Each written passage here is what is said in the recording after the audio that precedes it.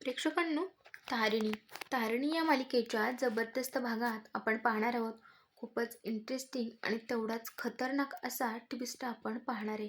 कारण इथे मात्र चक्क ज्या वेळेस आता युवराज आणि निशी दोघंही बोलत असतात, ते म्हणजे केदारच्या अपघाताविषयी. आता ज्या वेळेस इकडे केदारवरती हल्ला घडवून आणला होता, ते म्हणजे युवराजने. आता दोघं ज्या वेळेस बोलतात त्यावेळेस मात्र इकडे युवराज प्रचंड रागावलेला आहे निशीवरती. कारण निशी परत परत त्याला विचारत असते की नक्की काय झालंय? म्हणजे खरंच तू सगळं केलंस ते सगळ्यांच्या समोर तर येणार नाही ना? त्यामध्ये तुझं नाव तर येणार नाही ना? आणि म्हणूनच इथे युवराज मात्र प्रचंड संतापलेला आहे. पण यांचं एक बोलणं चालू असताना मात्र चक्क आता तिथे येणार आहे ती म्हणजे कौशिकी. आणि कौशिकीच्या कानावर जेव्हा निशीचे हे शब्द पडले त्याच वेळेस मात्र कौशिकीच्या पायाखालची जमीन सरकली. आता प्रेक्षकांनो, यामुळे मालिकेमध्ये खूप भयानक असं वळण येताना आपल्याला पाहायला भेटणार आहे. फायनली इकडे केदार आणि तारिणी दोघंही आता घरी आलेले असणार आहेत. कारण केदारला सुट्टी झालेली असणार आहे. आणि मग काय, इकडे ज्यावेळेस केदारला डिस्चार्ज झालाय त्याच वेळेस मात्र केदारचं खूप छान असं वेलकम तर केलंय. इकडे तारिणीला आणि केदारला माहिती की आपल्यावरती हल्ला घडवून आणणारा दुसरा तिसरा कोणीच नाही, तर तो युवराज आहे. पण हा सगळा धक्का मात्र कुठेतरी दयानंद खांडेकरांना सहन व्हायचा नाही. या सगळ्या भीतीने इथे तारिणीने ठरवले की आपण सध्या तरी कुणाला सांगायला नको. आणि पण इथेच आता खूप मोठा धमाका होणार आहे. ते म्हणजे फायनली कौशिकीने हे सगळं बोलणं ऐकलंय. आणि आता ज्यावेळेस कौशिकी त्याला विचारायला जाते त्यावेळेस मात्र युवराज आता इथे वेगवेगळे उत्तर देऊ लागतो आणि स्वतःचं जे मत आहे ते वेगळंच काहीतरी इथे कौशिकीच्या समोर मांडतो. पण कौशिकीला मात्र आता पूर्णपणे सगळं डाऊट आलेला असतो आणि पूर्ण तिने सगळं ऐकलेलं आहे. त्याचमुळे ती परत परत विचारण्याचा प्रयत्न करते की युवराज, तू माझ्यापासून काही लपवतोयस का? आणि तसं जर असेल ना तर आत्ताच सांगून टाक मला. त्यानंतर नंतर मात्र तुला खूप पश्चाताप होईल रे. आणि ते पश्चाताप करायची वेळही तुला आता भेटणार नाही. असं म्हणल्याच्या नंतर तरी इकडे मात्र निशी आणि युवराज दोघंही एक शब्दाने काही सांगायला तयार नाहीत.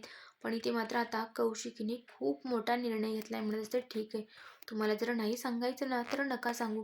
पण प्रेक्षकांनो, आता ज्यावेळेस इकडे कौशिकीला समजलंय त्याच वेळेस मात्र कौशिकी परत आता केदार आणि तारिणी या दोघांना एकत्र बोलून परत विचारून नक्की काय झालं होतं आणि काय नाही, नक्की तुमच्या खुनाच्या मागे, हल्ल्याच्या मागे कोण माणूस आहे, ह्या सगळ्यांची इथे मात्र चौकशी करणार आहे.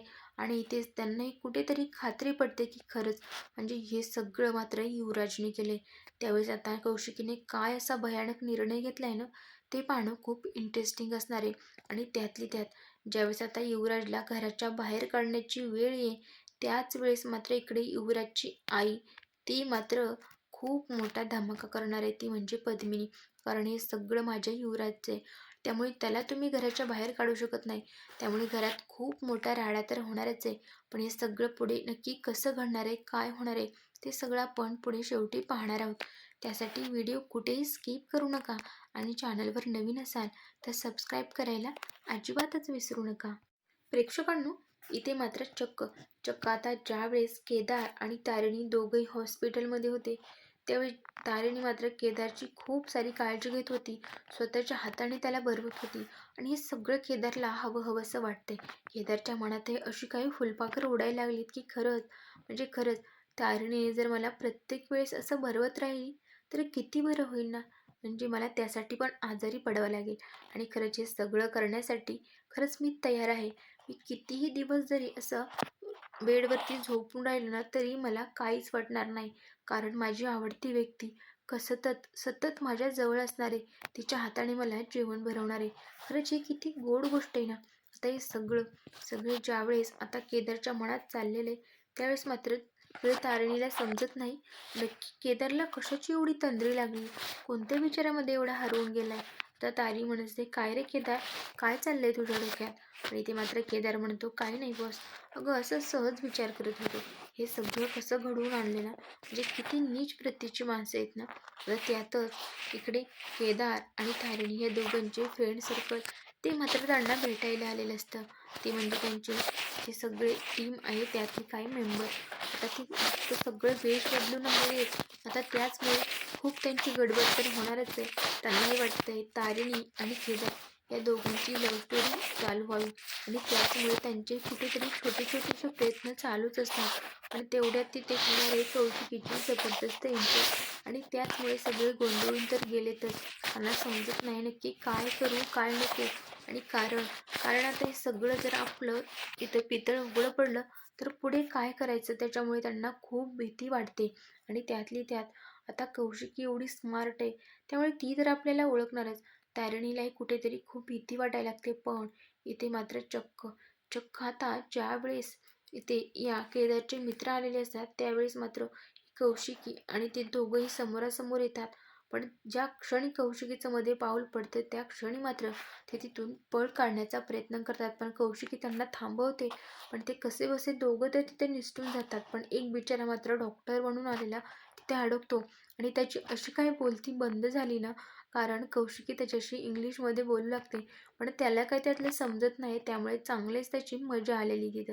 तर दुसरीकडे मात्र चक्क आता हे दयानंद खांडेकर यांना खूप मोठा धक्का बसलेला आहे. कारण हे सगळं होऊनही माझा मुलगा माझ्याशी बोलायला तयार नाही. खरंच किती दुर्भाग्य आहे माझं. त्यामुळे ते प्रचंड त्रास करून घेत आहे. ते दुसरीकडे मात्र कौशिकी आता हॉस्पिटलमधून घरी गेलेली असते. तर दयानंद खांडेकरांना समजावू लागते की असं नाही आहे काका, प्लीज तुम्ही स्वतःला त्रास करून घेऊ नका.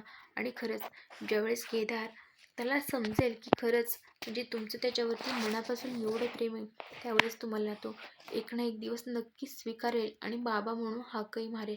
पण त्यात मात्र पद्मिनीचा खूपच जळफळाट होतोय. तिला वाटते की सगळं अटेन्शन माझ्या युवीला मिळायला पाहिजे, ते सगळं इकडे या केदारच्या वाटे जाते. आणि म्हणूनच तिचा मात्र प्रचंड रागराग चालू झालाय. आता इथे दयानंद तिला समजावतो की पद्मिनी, तुझं हे वागणं बरं नाही, त्यामुळे प्लीज तुझ्या वागण्याला थोडासा आवर घाल.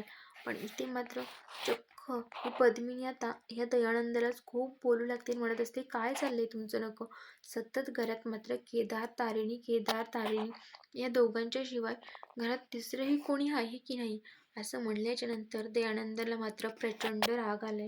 आणि कौशिकीही समजावू लागते की प्लीज प्लीज तुम्ही आता भांडू नका, शांत बसा. कारण सध्या केदार कोणत्या सिच्युएशनमध्ये ना ते तुम्हालाही चांगलंच माहिती, त्यामुळे प्लीज तुम्ही आता भांडू नका. तर दुसरीकडे प्रेक्षकांनो, आता हे सगळं प्रकार होऊनही पद्मिनी मात्र ह्या केदारला काही नीट बोलायला तयारच नसते. फायनली केदार तर आता घरी येणारच आहे. केदारचं खूप छान असं स्वागत केलंय, पण या स्वागताला मात्र इकडे युवराज आलेला नसतो.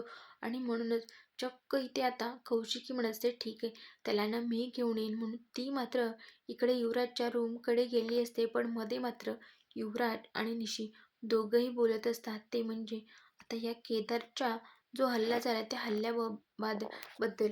पण हे सगळं बोलत असताना त्यांच्या लक्षातच येत नाही आपलं हे सगळं बोलणं कोणीतरी ऐकूही शकतं. पण ते युवराज मात्र निशीला प्रचंड रागावलेला आहे. तिच्यावर ओरडतो की तू हे सगळं का बोलतेस, जरा हळू बोल, कोणी ऐकेल. पण निशी मात्र मोठमोठ्याने बोलत असते. आणि त्याच वेळेस आता बोलवायला आलेल्या कौशिकीच्या कानावर मात्र हे सगळं बोलणं पडलेलं असतं. आणि त्याचमुळे मालिकेमध्ये खूप भयंकर असा राडा होणार आहे. कारण ज्यावेळेस आता कौशिकीला हे सगळं सत्य समजले त्याच वेळेस कौशिकी चक्क युवराजला घराच्या बाहेर हाकलणार का, नक्की पुढे असा काय ड्रामा क्रिएट होणार आहे आणि काय जबरदस्त असा ट्विस्ट असणार आहे ना, हे सगळं आपण उद्याच्या भागात पाहणार आहोत.